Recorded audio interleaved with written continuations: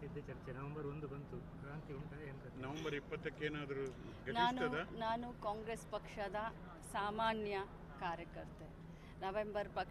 ನವೆಂಬರದಲ್ಲಿ ಕ್ರಾಂತಿಯಾಗಲಿ ಶಾಂತಿಯಾಗಲಿ ಇದು ಹೈಕಮಾಂಡ್ಗೆ ಬಿಟ್ಟಂಥ ವಿಚಾರ, ಪಕ್ಷದ AICC ಅಧ್ಯಕ್ಷರ ಗಮನಕ್ಕೆ ಬಿಟ್ಟಂಥ ವಿಚಾರ.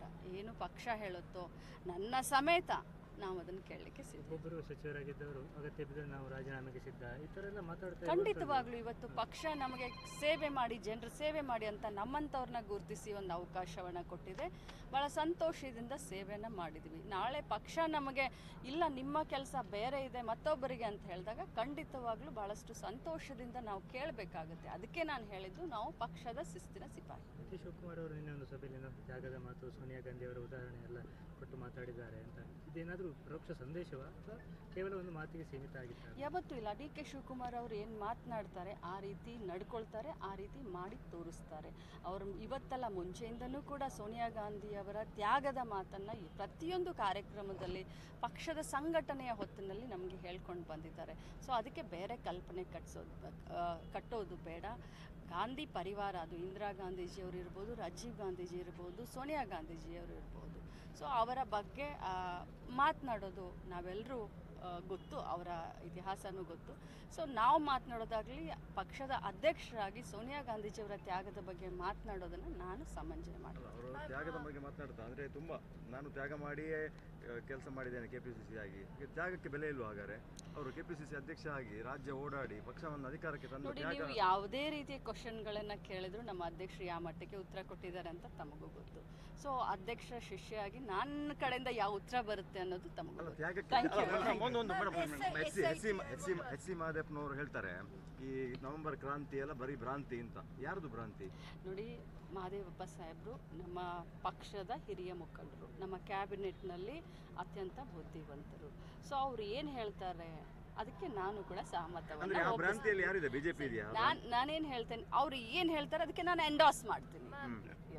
SIT High Court has come up with a verdict like interim this that investigation shouldn't happen till November 12th.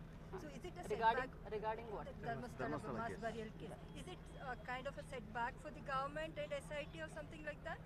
ನೋಡಿ, ಏನು ಇವತ್ತು ಕೋರ್ಟು SITಗೆ ನಿರ್ಬಂಧನೆಯನ್ನು ಹೇರಿದೆ. ಕೋರ್ಟ್ನ ಆದೇಶವನ್ನು ನಾವು ಪಾಲಿಸಲೇಬೇಕಾಗಿದೆ. It doesn't mean that court ಆದೇಶದಿಂದ ಸರ್ಕಾರಕ್ಕೆ ಹಿನ್ನಡೆ ಆಗಿದೆ ಅಥವಾ ನಮ್ಮ ಇದಕ್ಕೆ ಹಿನ್ನಡೆ ಆಗಿ ಡಸಂಟ್ ಮೀನ್ ದ್ಯಾಟ್.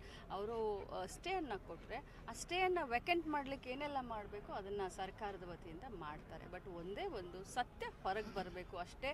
ಧರ್ಮಸ್ಥಳ ಪವಿತ್ರವಾಗಿದ್ದು ಪವಿತ್ರವಾಗಿ ಇದೆ ಅನ್ನುವಂಥ ಸಂದೇಶ ಬರಬೇಕು.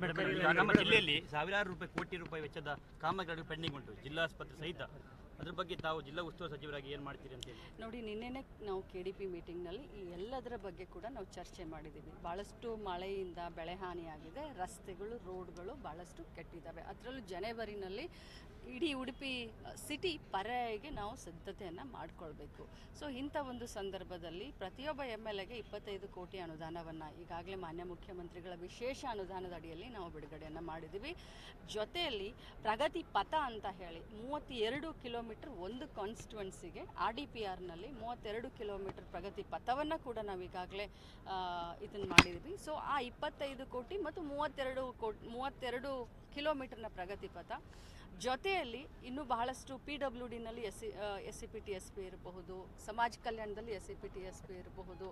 ಸೊ ಭಾಳಷ್ಟು ಮೈನಾರಿಟಿ ಒಂದು ಫಂಡ್ ಇರ್ಬೋದು. ಸೊ ಅದೆಲ್ಲ ಬರುತ್ತೆ.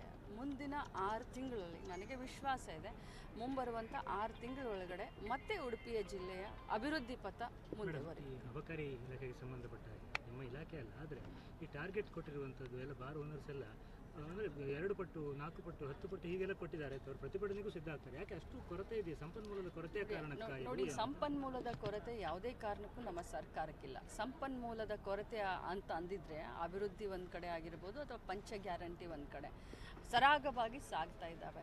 ಇನ್ನು ಎಕ್ಸೈಸ್ ಡಿಪಾರ್ಟ್ಮೆಂಟ್ ಬಗ್ಗೆ ಅಷ್ಟು ನನಗೆ ಗೊತ್ತಿಲ್ಲ, ಅದನ್ನು ತಿಳ್ಕೊಂಡು ನಾನು ಮಾತಾಡ್ತೀನಿ. ನೀವು ಮತ್ತೆ ಉಡುಪಿ ಉಸ್ತುವಾರಿಯಾಗಿ ಮುಂದುವರಿಬೇಕು ಅಂತ ಏನಾದರೂ ಹೇಳ್ತೀರಾ ಅಥವಾ ನಿಮ್ಮ ಗುರುಗಳು ಹೇಳಿದಾಗೆ ನೀವು? ಪಕ್ಷ ಏನು ನನಗೆ ಜವಾಬ್ದಾರಿಯನ್ನು ವಹಿಸುತ್ತೋ ನಾನು ಅದರ ಕಡೆ ಗಮನವನ್ನು ಕೊಡ್ತೀನಿ. ಆ ಶ್ರೀಕೃಷ್ಣನ ಪರಮಾತ್ಮನ ಕಡೆ ನಾನು ಬೇಡ್ಕೊಳ್ತೀನಿ, ಇನ್ನೂ ನಿನ್ನ ಸೇವೆಯನ್ನು ಮಾಡುವಂಥ ಭಾಗ್ಯ ಕೊಡುವಂತ.